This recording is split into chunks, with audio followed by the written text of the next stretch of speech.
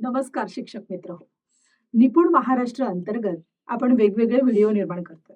त्या अनुषंगाने गणित विषयामध्ये शाब्दिक उदाहरणे सोडवताना विद्यार्थ्यांना न समजणारे शब्द त्यांचे आकलन कसं करावं आणि त्याची काय काळजी घ्यावी यासाठी आपण हा व्हिडिओ निर्माण करीत आहोत. गुरुजन हो, मैत्रीपूर्ण नमस्कार.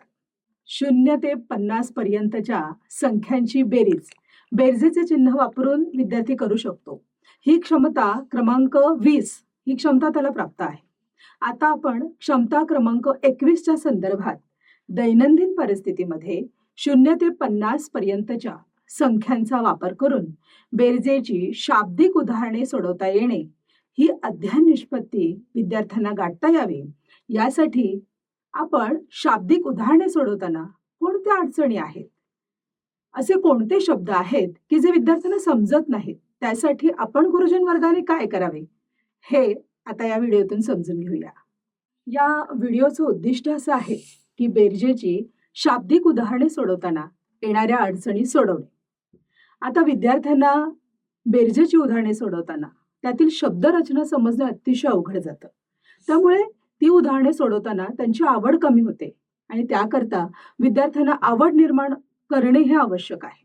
आवड निर्माण करण्यासाठी आपण काय दक्षता घेऊ शकतो हे आपण पाहूया. आता बघा, ही आवड निर्माण करण्यासाठी आपल्याला त्या विद्यार्थ्यांच्या दैनंदिन जीवनातील उदाहरणे मुलांना आपण दिली पाहिजेत. आता मुला-मुलींची ज्या आवडी-निवडी आहेत ते जाणून आपण त्यांना उदाहरणं द्यावीत.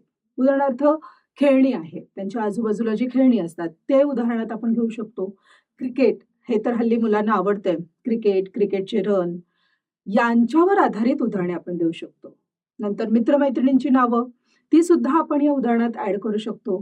घर, शाळा, बाग, कार्टून, सिनेमा आहे, परिसरातील शाळेतील वस्तू, परिसरातील वस्तू या सगळ्यांचा उल्लेख करून जर आपण उदाहरणामध्ये केला उल्लेख, तर विद्यार्थ्यांना ती उदाहरणं आपली वाटतील आणि मग ती सोडवण्यासाठी ते प्रयत्न करतील.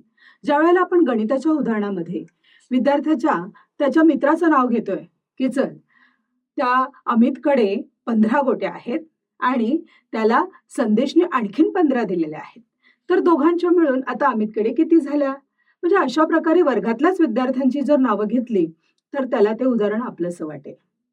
आणखीन आपण दुसरी एक गोष्ट करू शकतो की विद्यार्थ्यांचे गट करूया. आपण वर्गामध्ये विद्यार्थ्यांचे 2 गट करायचे.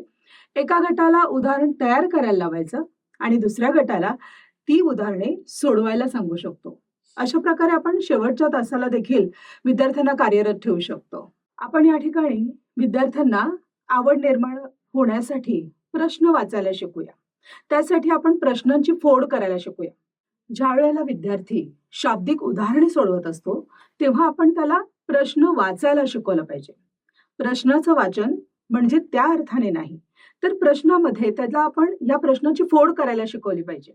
त्याच्यामध्ये उदाहरणात काय दिलेलं आहे, आणखीन नवीन काय घेतलेलं आहे, काय विचारले आहे या उदाहरणामध्ये आणि आता आपल्याला काय करायचंय.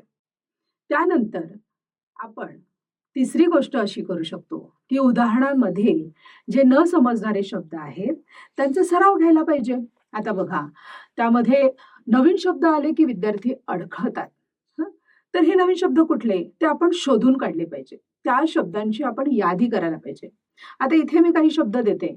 मिळवणे, एकत्र करणे, टाकणे, सगळे मिळून एकूण किती, मिसळणे या शब्दांवर आधारित आपल्याला वेगवेगळी उदाहरणे तयार करून त्याचा सराव घेता आला पाहिजे, त्याचा सराव घ्यायला पाहिजे. आता हळूहळू या उदाहरणांची आपण काठिण्य पातळी वाढवूया. म्हणजे जसं एकत्रित केलं, आता उदाहरणार्थ आपण असं म्हटलं की मनोजकडे 15 पेन होते आणि त्याला बाईने आणखीन 10 पेन दिले, आता दोघांचे मिळून किती झाले. म्हणजे अशा प्रकारे आपण काय करणार आहोत, काठिण्य पातळी वाढवणार आहोत. त्या विषयाची किंवा त्या शब्दांची काठिण्य पातळी आपण वाढवूया. सर्व मिळून एकूण किती यासारख्या शब्दांचा आपण उदाहरणामध्ये वापर करूया. म्हणजे अशा प्रकारे जी शाब्दिक उदाहरणे विद्यार्थ्यांना कठीण वाटतात तर त्यासाठी वरील गोष्टी जर आपण त्या अनुषंगाने जर प्रयत्न केला तर नक्कीच त्यांना ती सोपी वाटणार आहे. आणि मग आता चौथा प्रश्न आपल्याला असा पडतो, की दिव्यांग बालकांसाठी आपल्याला ही बेरीज ही संकल्पना, शाब्दिक उदाहरणं कशाप्रकारे त्यांना पटवून द्यायची आहेत? तर त्यासाठी विविध उपक्रम आणि खेळ यातून आपल्याला नक्कीच ही जी बेरजेची शाब्दिक उदाहरणे आहेत आणि त्यातील ज्या समस्या आहेत त्या दूर करता येतील. अशा प्रकारे वरील सर्व बाबींच्या सहाय्याने बेरजेची शाब्दिक उदाहरणे सोडवणे अधिक सुलभ आणि सोपं होईल आणि विद्यार्थ्यांसाठी हा व्हिडिओ आणि शिक्षकांसाठी देखील नक्कीच उपयुक्त ठरेल. धन्यवाद.